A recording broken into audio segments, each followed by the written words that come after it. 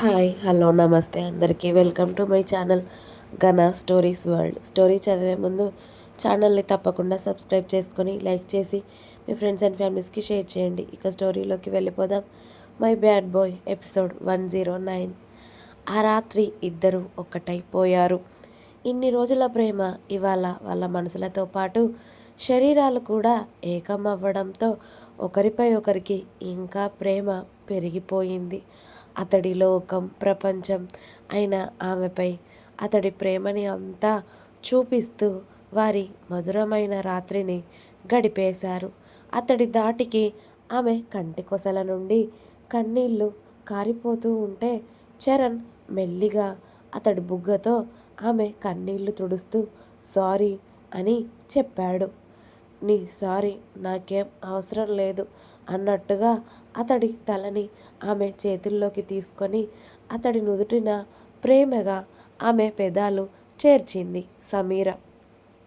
ఎప్పుడో తెల్లవారే సమయానికి చరణ్ సమీరాని అతడి ఎదపై పడుకోబెట్టుకొని ఇబ్బంది పెట్టానా నిన్ను? ఇక్కడికి రమ్మనకుండా ఉండాల్సిందే నిన్ను. I'm sorry. నిజంగా నా వల్ల కాలేదు. నా ఫీలింగ్స్ని కంట్రోల్ చేసుకోలేకపోయాను. ఐఎమ్ సారీనే నిన్ను ఇబ్బంది పెట్టి ఉంటే అన్నాడు చరణ్.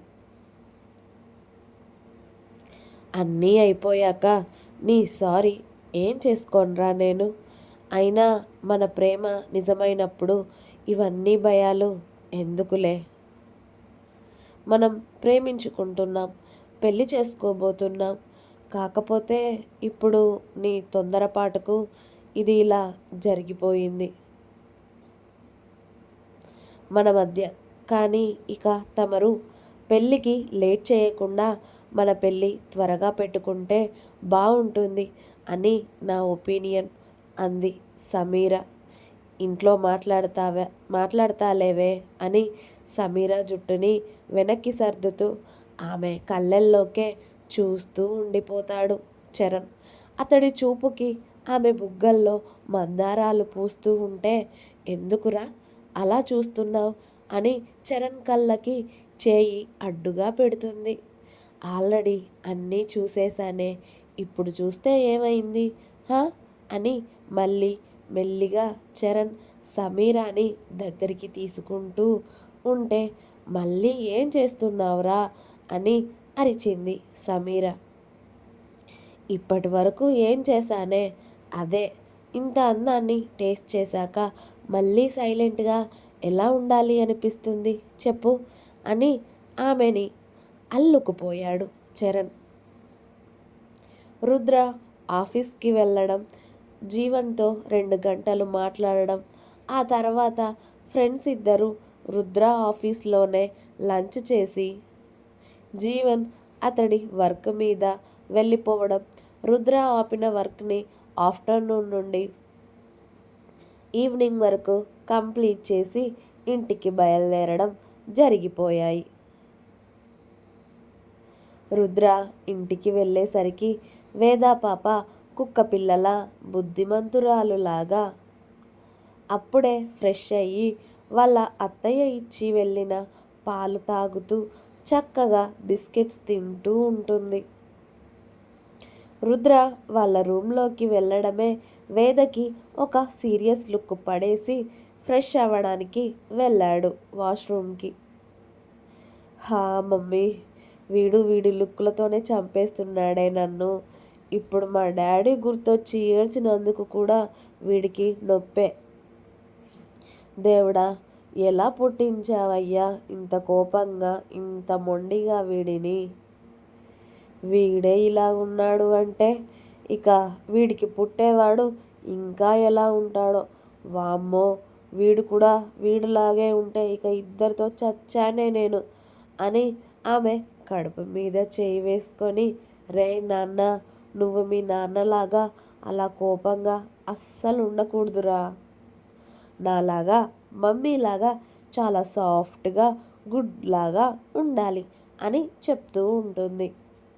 అవునవును, నువ్వు చాలా గుడ్నే. నా కొడుక్కి నీ వెధవ వేషాలు అన్నీ వస్తే ఇక అంతే సంగతులు అని రుద్ర టవల్ని విసురుగా వేద మొహంపైకి విసిరాడు. ఏ నాకేమైందంట? నా కొడుక్కి నా పోలికలు నా బిహేవియర్ రాకుండా ఎలా ఉంటుంది అని ఉక్రోషంగా రుద్ర మీదికి వెళ్ళింది వేద పాప. అప్పటికే రుద్రబాబు స్నానం చేసి ఓన్లీ షార్ట్ వేసుకొని షర్ట్లెస్గా ఉన్నాడు. షర్ట్ తీసుకుందామని వార్డ్రోబ్ దగ్గరికి వెళ్ళేసరికి వేద పాప కోపంగా వచ్చి అతడిని తల ఎత్తి మరీ చూస్తూ ఉంటే అతడి భుజాల వరకు ఉన్న ఆమెని రుద్ర తల వంచి చూస్తూ, భూమికి జానడు లేవు, ఎందుకే నీకింత పొగరు అని అన్నాడు రుద్ర వేదకి ఇంకా మండేలా. చెట్టంత మనిషిని పట్టుకొని జానెడున్నాను అంటావా?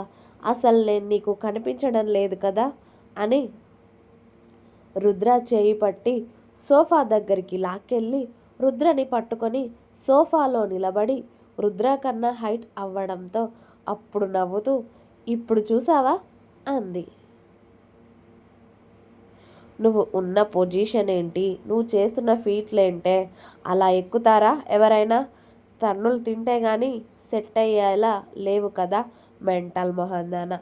తిక్క బాగా ఉంది, పిచ్చి ముదిరిపోయింది నీకు ఇంకా అని వేదని 4 తిట్లు తిట్టి ఆమెను 2 చేతుల్లో ఎత్తుకొని, ఇంకొక్కసారి ఇలా అటు ఇటు తిరుగుతూ అవి ఎక్కుతూ ఇవి దిగుతూ చేశావనుకో, చెప్పా కదా కాళ్ళు 2 విరిచి బెడ్కి అంకితం చేస్తాను అని,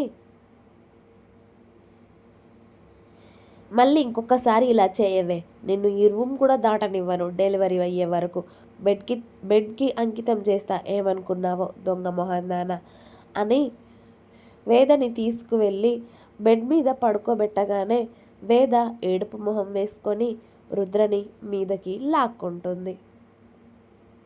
ఇదిగో ఇవే ఇలాంటి తిక్క పనులే వద్దు అని చెప్తున్నా కూడా ఈ తిక్క చేష్టలు ఎందుకు మానుకోవే నువ్వు అంటూ అతడి బరువు ఆమె మీద పడకుండా వేదని చూస్తూ అడిగాడు రుద్ర. నువ్వెందుకు కోపంగా ఉన్నావు మరి నా మీద? నేనసలు నిన్నేమైనా అన్నానా?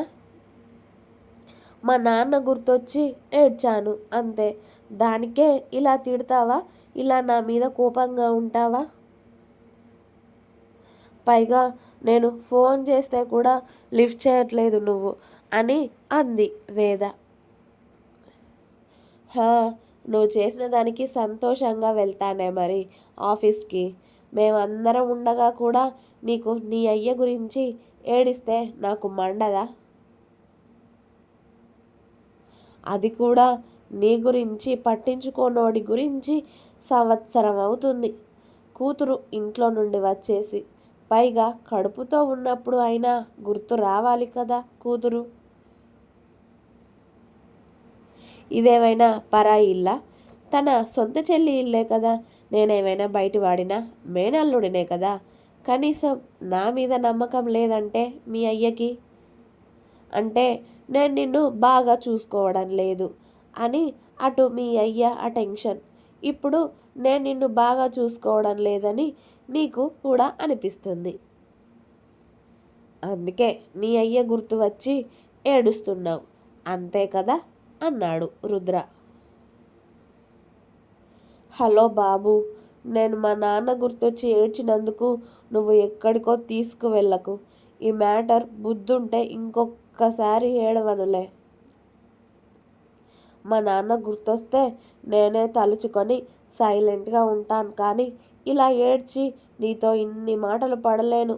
ఇక వదిలే, ఈ ముచ్చు మొహం తీసేసి కాస్త నార్మల్గా మొహం పెట్టు, లేకపోతే నా కొడుకు కూడా ఇలాంటి ఫేసే పెట్టుకొని పుడతాడు అని రుద్ర బుగ్గలు లాగింది వేద. ఎవరిదే ముచ్చమొహం? మా ఆయనది. ఆహా అవునా అని ఆమె కాలర్ బోన్ దగ్గర అతడి పంటి ఘాట్లు దింపేసరికి ఆ రూమ్ అంతా దద్దరిల్లేలా అరిచింది వేద. అది సౌండ్ ప్రూఫ్ రూమ్ అయి సరిపోయింది, కానీ లేకపోతే కింద ఉన్న వాళ్ళకి కూడా వినిపించేది తన అరుపు. బావా, ఎందుకలా కొరుకుతున్నావు? నొప్పిగా ఉంది అని అంది వేద కళ్ళల్లోకి వచ్చిన కన్నీళ్లతో. ఇంకొక్కసారి నాకు నచ్చని పనులు చేసినా, ఇలాంటి తింగరి వేషాలు వేసినా నాలో నిద్రపోతున్న రాక్షసుడిని బయటికి తీసుకొస్తాను. ఏమనుకున్నావో? నాలో ఉన్న బ్యాడ్ బాయ్ని చూడక చాలా రోజులు అవుతుంది అనుకుంటా కదా. వాడిని బయటికి తీశాను అనుకో, తట్టుకోలేవే. నీ డెలివరీ వరకు వాడిని అలాగే ఉండనివ్వు, అర్థమైందా అని సూటిగా వేద కళ్ళల్లోకి చూస్తూ అన్నాడు రుద్ర. ఆల్రెడీ రుద్రబాబు బీభత్సం తెలిసిన వేద పాప అలాగే అన్నట్టు బుద్ధిగా తల ఊపుతుంది. నీ మొహం, నేను ఏదైనా అన్నప్పుడే ఇలా తల ఊపడం గంగిరెద్దులా, ఆ తర్వాత మళ్ళీ నీకు నచ్చినట్టు చేయడమే కదా. కానీ ఈసారి మాత్రం మన పెళ్ళయ్యాక ఇచ్చినట్టు కొన్ని రోజులే ఇవ్వను పనిష్మెంట్. తట్టుకోలేవు వేద. ఆల్రెడీ నా కోపాన్ని ఒకసారి రుచి చూసావు. ఈసారి మాత్రం లైఫ్ టైం ఉంటుంది ఆ కోపం. గుర్తుపెట్టుకో, నేను చూపించే ప్రేమ, కోపం, ఏ ఎమోషన్ అయినా అది నీ మీదే.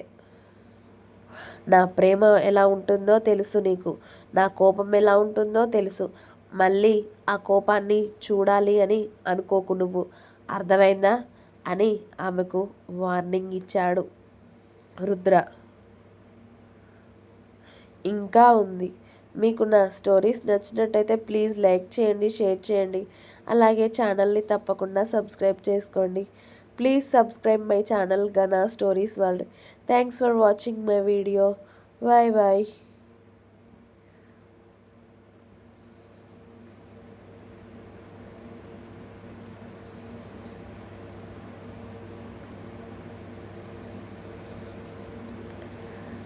Please like, share and subscribe.